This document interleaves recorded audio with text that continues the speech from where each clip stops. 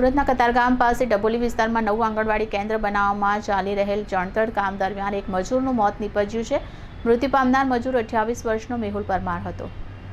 પરિવારના જણાવ્યા પ્રમાણે મજૂર પહેલા માળે ઈંટો ચડાવતા સમયે નીચે પટકાયો। આ ઘટના દરમિયાન કામ કરવાની જગ્યાએ મજૂરો માટે કોઈ સલામતી વ્યવસ્થા નહોતી।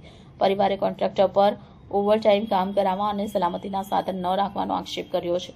મજૂર નીચે પટક્યા બાદ કોન્ટ્રાક્ટરની 108 એમ્બ્યુલન્સને જાણ પણ કરવામાં આવી ન હતી એવા પરિવારે દાવો કર્યો છે। મૃતકના પરિવાર તરફથી આગ્રહ છે કે તેમને આર્થિક મદદ આપવામાં આવે અને જ્યાં સુધી આર્થિક મદદ નથી આપવામાં આવતી ત્યાં સુધી મૃતકનો મૃતદેહ સ્વીકારવામાં આવશે નહીં એવો પરિવારનો નિર્ણય છે। કોન્ટ્રાક્ટર તરફથી હજુ સુધી કોઈ નિવેદન મળ્યું નથી। આ ઘટનાની તપાસ ચાલુ છે। દિલીપભાઈ સોમલાભાઈ ડામોર, આદિવાસી ભીલ સમાજ સેવા સુરતથી આવું છું।